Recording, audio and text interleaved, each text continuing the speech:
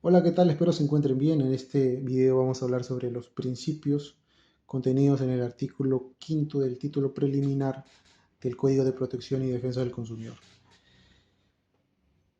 Estos principios van a servir pues para poder interpretar, comprender a mayor cabalidad las normas contenidas en este código.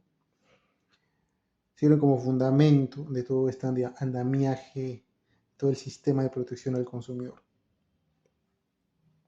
Dice el artículo quinto, el presente código se sujeta a los siguientes principios. Primero, principio de soberanía del consumidor. Dice, las normas de protección al consumidor fomentan las decisiones libres e informadas de los consumidores. El código y otras normas en materia de protección al consumidor van a buscar en efecto eso, pues que los consumidores puedan entrar en un mercado sano, en un mercado que no esté contaminado de malas prácticas comerciales, como el ocultar información al consumidor, información relevante, importante, un mercado donde no haya colusiones, donde no hayan pactos por debajo de la mesa de los proveedores, de tal forma que puedan orientar de una determinada forma las decisiones de los consumidores, siendo pues que dejan de ser decisiones libres. El consumidor tiene que estar en un mercado, repito, en un mercado sano, en un mercado adecuado, donde la información se presente de manera clara, sencilla, veraz, y donde el consumidor pueda interactuar de manera libre.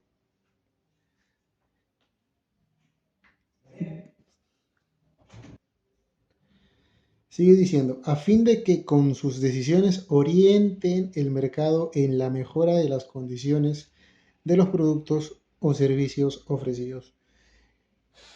Cuando el consumidor puede actuar de manera libre, con información adecuada, va a ser el consumidor quien premie o castigue a los proveedores en el mercado. El proveedor que mejor atienda estas necesidades podrá sobrevivir en el mercado, podrá participar en el mercado, seguirá brindando sus servicios, sus productos, y en tanto que continúa en el mercado tendrá ese propósito de mejorar los productos, de mejorar sus servicios. Es una situación que se va a dar necesariamente. El consumidor libre, el consumidor informado, va a premiar a los proveedores que satisfagan sus necesidades, que satisfagan esas expectativas de los consumidores. Es una consecuencia de. El segundo principio, principio pro consumidor, una especie de principio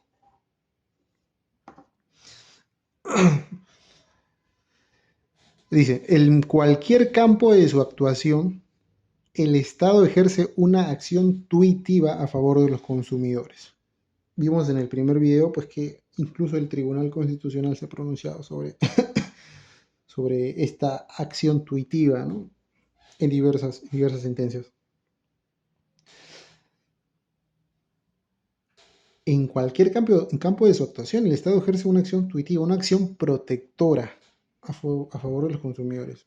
No solamente en el sector financiero, no solamente en el sector educativo, dice en todos los campos de su actuación, en todos los campos de la actuación del Estado.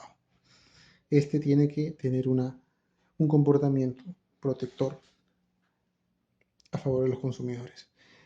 En proyección de este principio, en caso de duda insalvable, en el sentido de las normas, o cuando exista duda en los alcances de los contratos por adhesión y los celebrados en base a cláusulas generales de contratación, debe interpretarse en sentido más favorable al consumidor. Cuando no haya claridad respecto a el sentido de la norma, cuando exista dudas en las cláusulas, contratos por adhesión, cláusulas generales de contratación, y no se pueda tener en la ley una manera clara de interpretación, entonces tendrá que interpretarse a favor del consumidor. Es una especie de homologación del principio pro reo en el derecho penal trasladada al derecho de protección al consumidor. En caso de duda insalvable, el sentido de las normas se interpretarán a favor del consumidor. Principio de transparencia.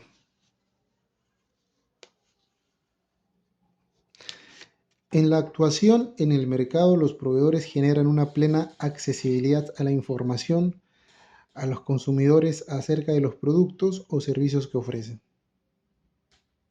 Bueno, es una afirmación que busca ser alcanzada, ¿no?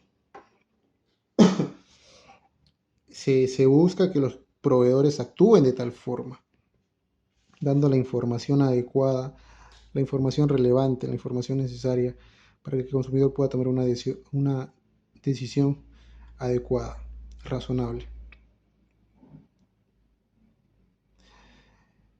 Esto es algo que se busca, es un fin que la norma aspira, que los proveedores pues actúen de manera diligente en términos de brindar información a los consumidores.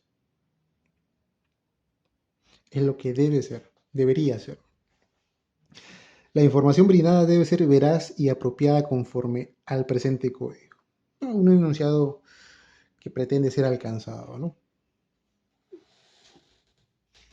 Principio de corrección de la asimetría. Las normas de protección al consumidor buscan corregir las distorsiones o malas prácticas generadas por la asimetría informativa. En el mercado, si nosotros pudiéramos colocar una balanza en relación a la información que se maneja y poder de mercado, el proveedor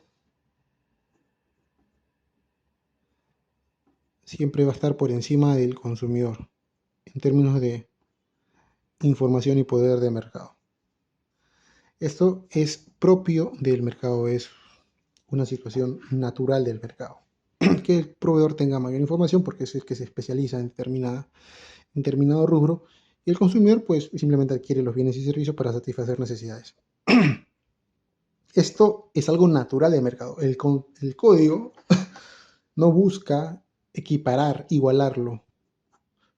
No busca, es algo que no se va a corregir. O sea, es algo natural, como vuelvo a repetir. Lo que el código nos dice sobre el principio de corrección de la simetría, bueno, creo yo desde mi punto de vista que no está bien enunciado. Lo que se va a corregir son las distorsiones o las malas prácticas generadas a partir de este desequilibrio, del desequilibrio, ¿no? Pero el desequilibrio en sí no, porque es propio del mercado. Lo que se va a buscar corregir es el comportamiento que el proveedor realiza dado su mayor peso, dado su mayor poder, su mayor manejo de información. Eso es lo que se va a corregir. Por ejemplo, la posición de dominio. Los monopolios no están prohibidos en el Perú.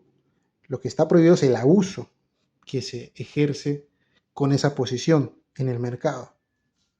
Una homologación del ejemplo de la posición de dominio podemos encontrar aquí, ¿no? En el principio de corrección de la simetría. No se busca corregir esa simetría que es propia del mercado, sino lo que se busca es las distorsiones que se generan, las malas prácticas que se generan con ese desequilibrio, ¿no? Con la condición que tiene el proveedor en el mercado, generada por la asimetría informativa o la situación de desequilibrio que se presenta entre los proveedores y consumidores, sea en la contratación o en cualquier otra situación relevante. Recordemos que esta situación, este desequilibrio, se presenta antes de la relación de consumo se presenta antes, el desequilibrio la simetría informativa está presente antes, durante e incluso después. Durante todo el proceso de consumo está la corrección, está la distorsión, perdón, está la simetría informativa de los agentes del mercado, consumidor y proveedor. Y en todas estas etapas se puede dar una mala práctica por parte del proveedor o una distorsión en la información, por ejemplo. Entonces lo que se busca mediante el principio de corrección de la simetría es corregir estas situaciones. Sea en la contratación o en cualquier otra situación relevante, que coloquen a los segundos en una situación de desventaja a los consumidores respecto de los primeros al momento de actuar en el mercado. Bien, continuamos con el principio de buena fe. Dice, en la actuación en el mercado y en el ámbito de vigencia del presente código, en la actuación del mercado, los consumidores, los proveedores, las asociaciones de consumidores y sus representantes deben guiar su conducta acorde con el principio de la buena fe, de confianza y lealtad entre las partes. Este principio no alcanza solamente a los proveedores, La norma es bastante clara, consumidores y a las asociaciones de consumidores y de empresas también, ¿por qué no? Actúan en el mercado ejercitando la buena fe de confianza y lealtad entre las partes. En la relación de consumo, la buena fe debe estar no solamente por parte del proveedor, sino también por parte del consumidor. El consumidor, a ver, por ejemplo, se dan situaciones en que a veces en las que en las páginas web de determinadas empresas de venta de productos, por error, venden una TV a 50 soles. De 50 pulgadas a 50 soles, ¿no? He conocido estos casos que a veces nos ocurren errores en la publicación de productos en las páginas web de algunas empresas.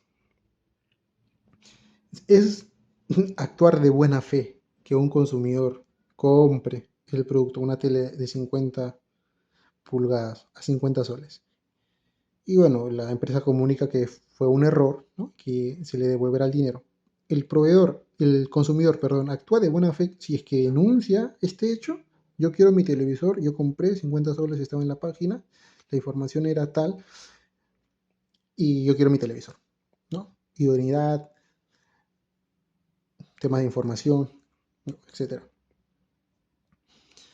Medida correctiva, solicita que se le entregue el televisor. Eso es actuar de buena fe. Alguien de manera razonable en el Perú puede pensar que una tele de 50 pulgadas puede costar 50 soles. Bueno, esta es la solución. Este principio ayudará a interpretar y ayudará a resolver ese caso. En ese supuesto, en este ejemplo, ¿está actuando de buena fe el consumidor? No, evidentemente no. Está queriendo ejercitar una acción basada en un hecho pues que razonablemente no le asiste, ¿no? Igual con los proveedores, pues, ¿no? Ya los proveedores ejemplos bastan, ¿no? De mala fe.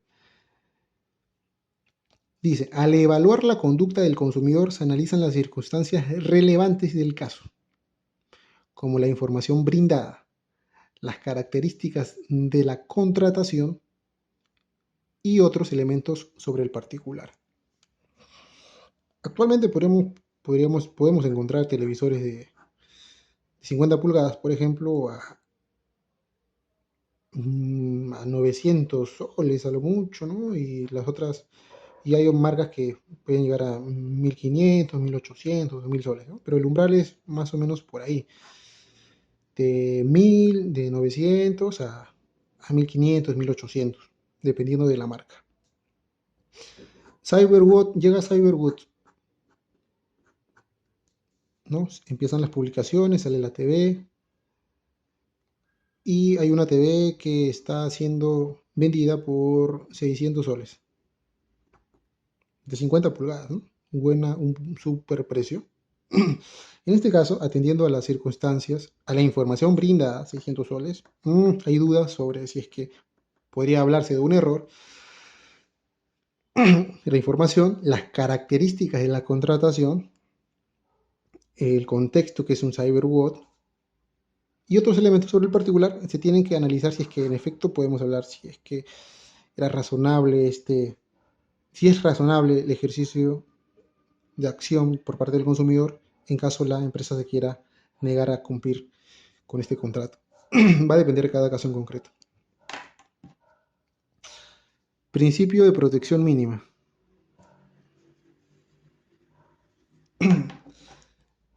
El presente código contiene las normas de mínima protección a los consumidores y no impide que las normas sectoriales puedan dispensar un nivel de protección mayor. El código explica cuáles son los derechos en términos de la información que se le debe entregar al consumidor, la idoneidad, seguridad, salud, etcétera, ¿no? En términos generales y en determinados sectores también, vamos a ver el sector financiero e inmobiliario después.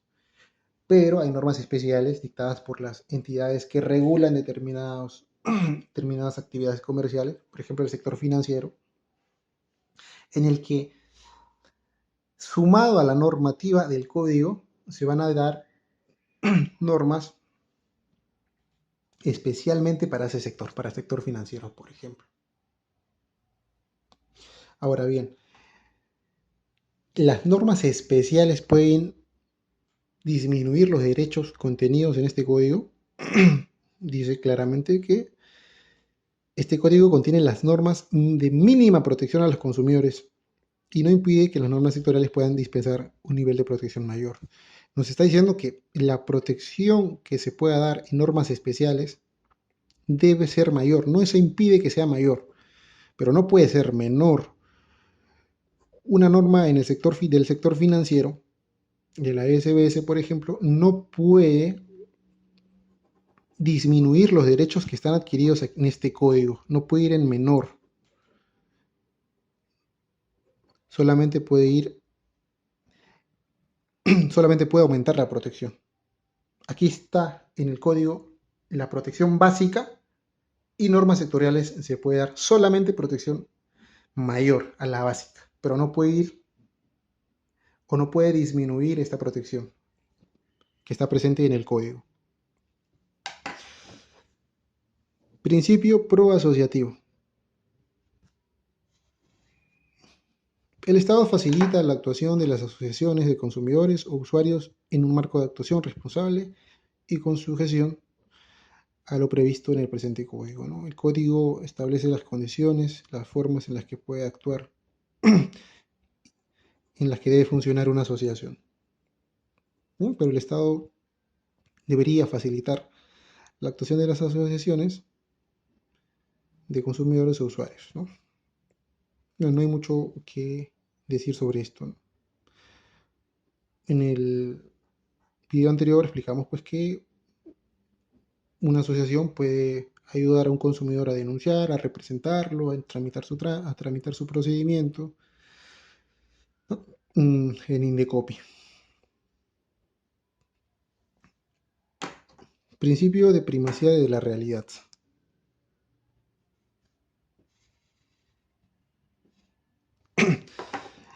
En la determinación de la verdadera naturaleza de las conductas se consideran las situaciones y relaciones económicas que efectivamente se realicen, persigan o establezcan.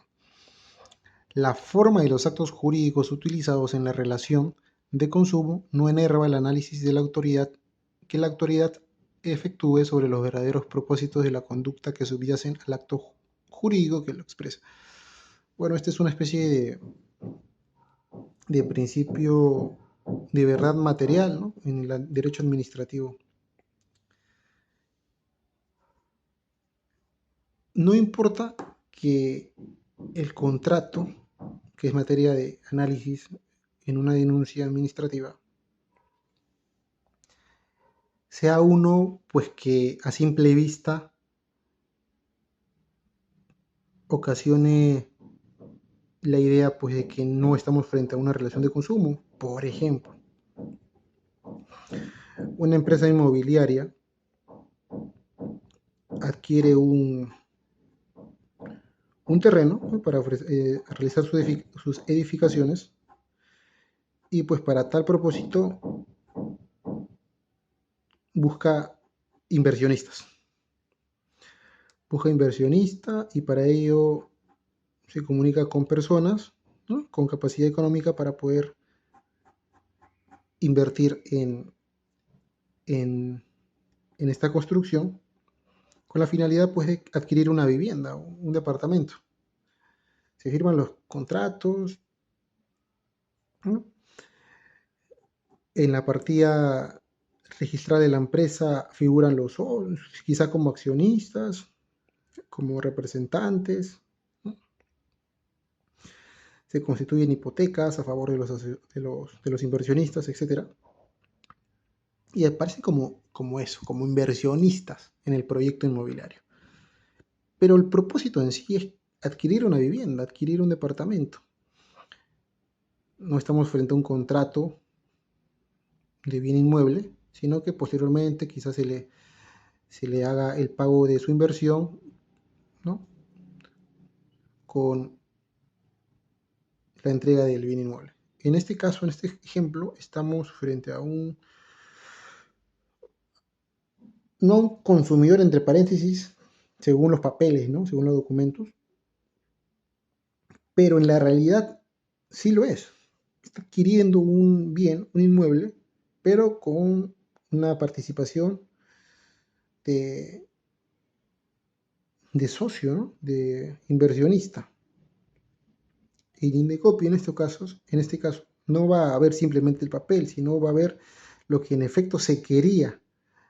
Y en este caso, lo que se quería era pues adquirir un bien inmueble, ¿no?, como consumidor final. Este es un ejemplo, ¿no?, en el que no se tiene que ver simplemente el documento, la apariencia del acto jurídico que se está celebrando, sino lo que realmente se persigue con ese negocio, con ese acto jurídico, con los contratos, qué es lo que busca. Es un consumidor final, a fin de cuentas, independientemente de lo que en el papel se haya establecido.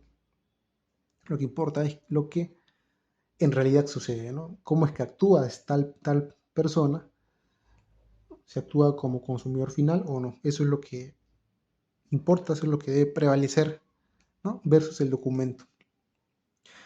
Bueno, espero que que les sirva de alguna forma este video y bueno, gracias por escuchar.